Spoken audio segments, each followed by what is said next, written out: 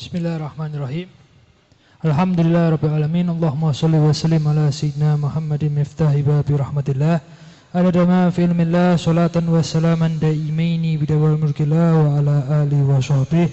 Rabbi syahri sadri wa yassirli amri wahlul 'uqdatan min lisani yafqahu qawli.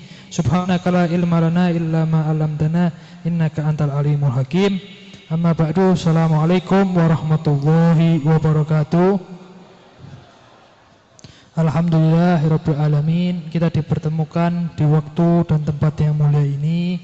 Tak lupa salawat dan salam selalu tercurah ke junjungan kita Nabi besar Muhammad sallallahu alaihi wasallam.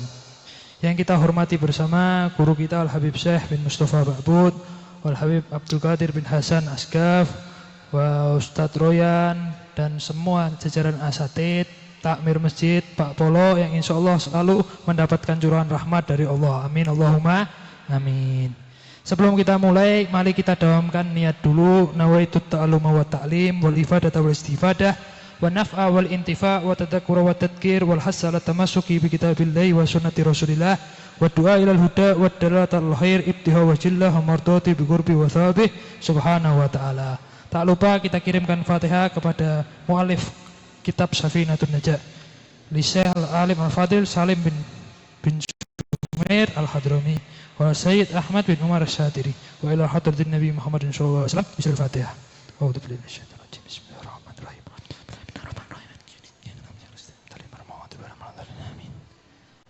Alhamdulillah, di kesempatan ini kita masih pembahasan tentang yang bertakluk dengan jenazah, yang berkaitan dengan mayit. Di kesempatan ini kita sampai di pembahasan tentang kubur. Disebutkan dalam kitab Faslun Agolul Kubur, paling sedikitnya menguburkan suatu mayit atau jenazah, paling sedikitnya menurut agama itu gimana? Hufratun ta'tumu rahihatahu wa tahrusuhu minas siba. Sebuah galian yang menutup daripada baunya mayit. Ketika mayit itu telah mengeluarkan bau, ya, bukan baru meninggal tidak ada baunya, bukan. Ketika sebuah mayit meninggal itu mengeluarkan bau, sekiranya kalau dikubur di tempat itu menghilangkan baunya, tidak tercium oleh siapa? Oleh hewan buas, hingga tidak menggali untuk memakannya.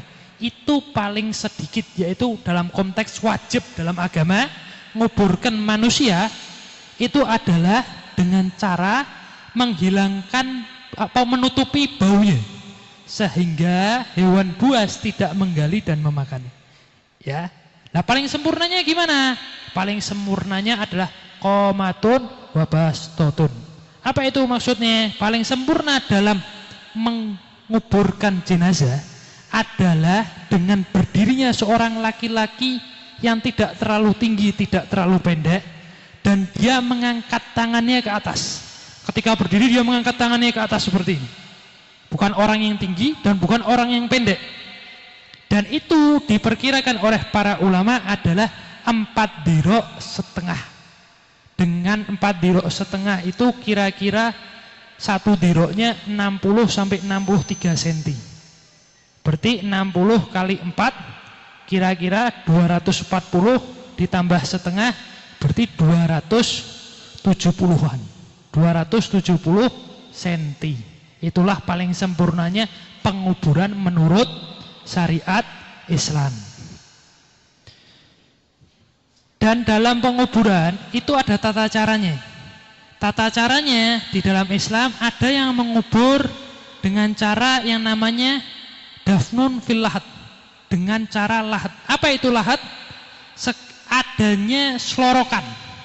Jadi ketika dikubur ada selorokan menyamping di bawah kubur yang menghadap ke kiblat, sehingga nanti mayitnya dimasukkan di selorokan, dimasukkan lubang di bawah sana, kayak kolong, dibuatkan kolong di dalam kubur, dibuatkan kolong selorokan sehingga nanti ditutup. Itu yang paling bagus dilakukan ketika tanahnya kuat. Kalau tanahnya tidak kuat, nanti dibuat sak. Sak itu gimana? Dibuatkan kayak aliran sungai di tengah. Lubang lagi, lubang kecil di tengah, nanti mayatnya ditaruh situ kalau tanahnya tidak kuat. Tapi kalau tanahnya kuat, harus dengan yang paling afdolnya, paling baiknya dibuat selorokan. Terus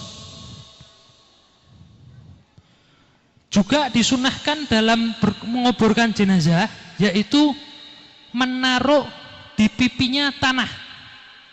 Menaruh di pipinya mayit sebelah kanan ketika menghadap kiblat. Setelah dibuka kafannya yang di area wajah, ditaruh tanah sebelum ditempelkan ke tempat kuburannya.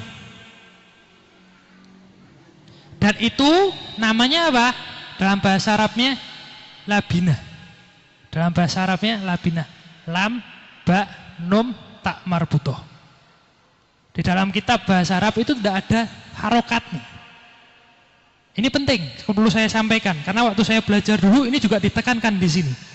Dari sini, kalau orang yang belajar cuma pakai kitab, ketika dia membaca tulisan labinah, itu nanti dibacanya laban. Laban itu artinya apa? Susu. Laban itu artinya susu. Makanya penting kita belajar menggunakan bukan kitab toh, tapi menggunakan guru.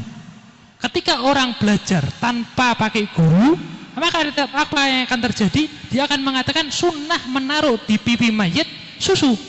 Padahal yang benar adalah tanah. Makanya penting untuk belajar kitab pakai guru. Takutnya salah pemahaman. Kalau sampai salah pemahaman, bukannya nanti dikubur dengan dikasih tanah, tapi apa yang terjadi? Dikubur dengan susu. Ya, jadi di sini penting ya.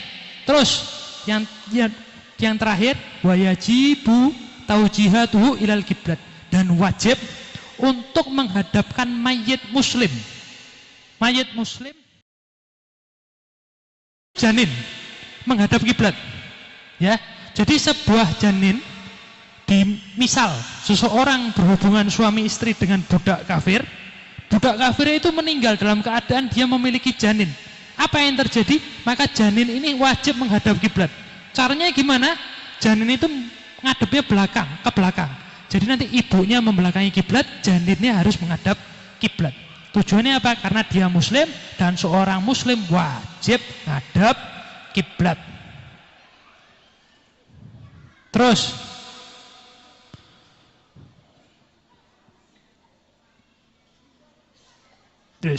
ganti pembahasan selanjutnya. Pembahasan selanjutnya yang bertakluk dengan kubur lagi. Apa itu? Yunbasul mayyitu li arba'atil hisal. Yunbasu di sini maksudnya apa? Hukumnya wajib menggali kuburan ketika ada 4 keadaan mayit. Ketika ada 4 keadaan mayit di kitab ini disebutkan wajib untuk menggali kuburan itu. Padahal ada lebih banyak. Bahkan para ulama menyebutkan di antara yang lainnya adalah jika dikubur di tanah yang tidak diridhoi, bukan tanahnya dia, sembarang tempat, tanahnya orang dikuburi mayit, maka boleh kita untuk menggalinya lagi, untuk memindahkannya. Jika seorang kafir dikubur di tanah haram, di Mekah, Madinah, maka wajib untuk menggalinya, dipindahkan ke tempat lain. Itu tapi di luar kitab ini. Di kitab ini disebutkan 4 apa?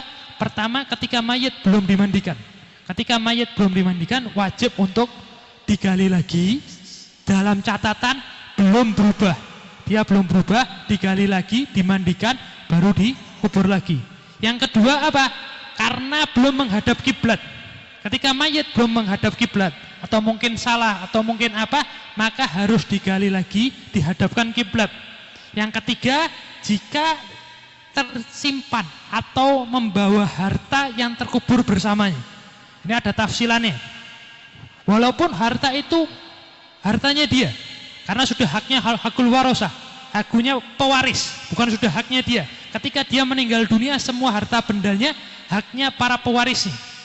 Walaupun dia memiliki amanat atau apapun, tapi hakul warisnya meminta itu hak untuk tidak dikubur bersamanya, maka harus digali lagi selama catatan belum berubah. Yang terakhir disebutkan dalam kitab, jika seseorang wanita yang dikuburkan bersamanya janin dan masih ada kemungkinan dia hidup, ya harus. Ketika seorang wanita dia memiliki janin dan ada kemungkinan janin itu masih hidup, Ketika sudah dikubur dan ahli tib, para dokter atau orang ahli kesehatan mengatakan janin itu masih hidup, maka harus digali, dikeluarkan itu mayit karena hukumnya wajib ya. Bahkan disebutkan di sini di masalah yang terakhir ini, jika masih memungkinkan kehidupan walaupun setelah merobek perut ibunya, dengan catatan setelah umurnya di atas 6 bulan. Setelah bayi di atas 6 bulan itu dirobek perutnya dan janin itu bisa hidup, maka wajib hukumnya untuk melakukan itu untuk menyelamatkan kehidupan ini janin atau bayi. Sampai di sini jelas, insya Allah bisa memahamkan. Dan perlu saya sampaikan, ini yang terakhir, sudah mendekati daripada bulan Ramadan, yang memiliki hutang puasa harap membayarnya, terutama bagi para wanita, karena ini kewajiban. Jangan sampai kita memasuki bulan Ramadan tapi masih memiliki tanggungan terhadap Ramadan bulan lalu. Tanggung jawab kita bagi kepala rumah tangga, bagi orang yang mengetahui, baik itu saudara perempuannya atau siapapun itu, untuk diingatkan karena sebentar lagi kita akan memasuki bulan Ramadan. Saya kira cukup dari saya. Tentunya bila ada salahnya, Al-Fakir adalah manusia biasa dan ada benarnya itu dari Allah Subhanahu wa taala. Wabillahi taufiq wal hidayah. Wassalamualaikum warahmatullahi wabarakatuh.